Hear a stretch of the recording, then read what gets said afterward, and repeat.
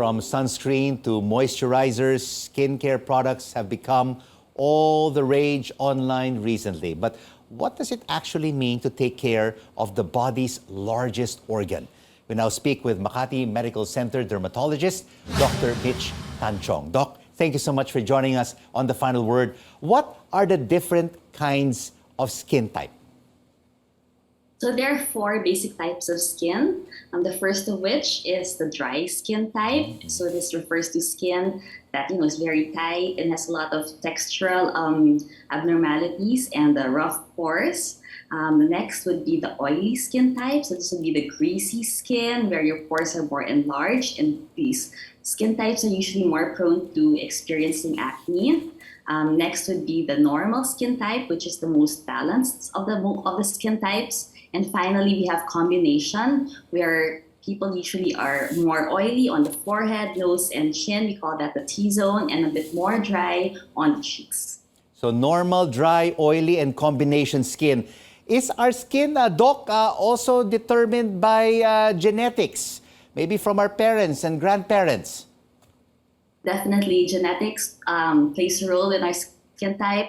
Also, our environment, our hormones. So it's really multifactorial. And over time, our skin type may change. Like you may have oily skin as a teenager, and then later in life, your skin may become dry. Environment also plays a role. So when we are in colder climate, our skin tends to be more dry than when we are in hot, humid weather, like here in the Philippines. So how can we take care of our skin depending on our skin type, Doc? Right. So regardless of what skin type you have, the basic rule of thumb, so to speak, is to cleanse your skin usually twice a day. After that, depending on what skin issues you have, you would apply your active ingredients. For example, if you have acne, that's when you would put your acne medication. If you're dealing with melasma or pigmentation, you'd be putting your skin brightening creams. If you're dealing with some anti-aging, that's when you apply your anti-aging medications. Next would be to put your moisturizer. And for example, if your skin is on the drier side, we usually recommend a moisturizer that has more ceramides, more lipids, something to trap the moisture in more, versus if your skin is more on the oily side, then we would recommend an oil-free or a non-comedogenic moisturizer for your skin. And lastly, regardless of your skin type, regardless of your age and your gender, sun protection is very important.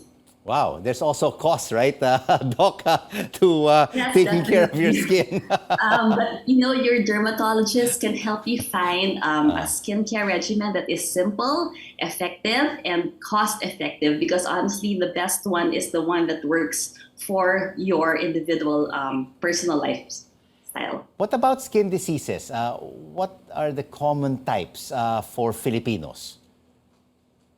Number one would still be acne vulgaris, and this is across the globe, really.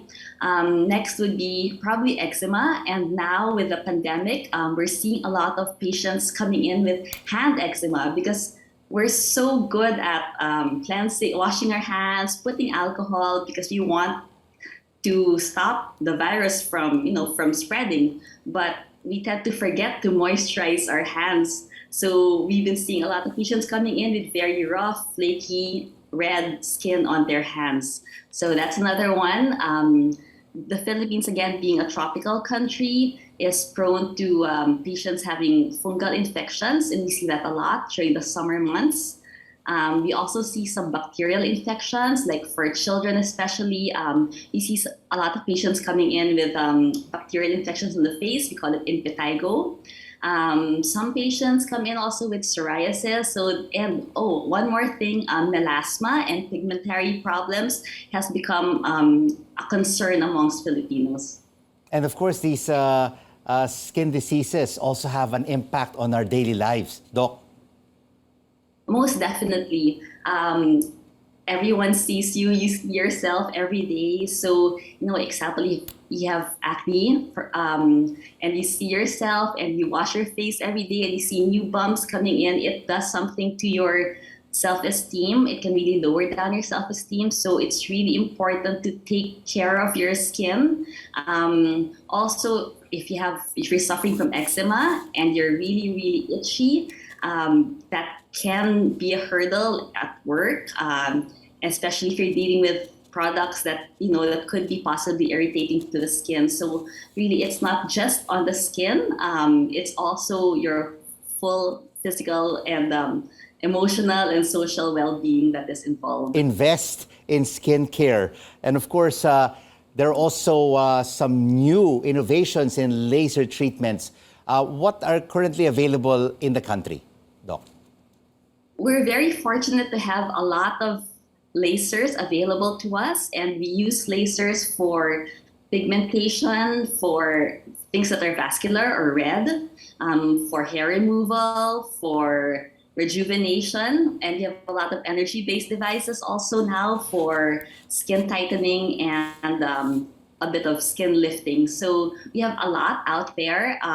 There will always be something new out in the market, but the basic principles of laser are the same. It works on, we call it selective photothermolysis, where the laser targets an area underneath the skin.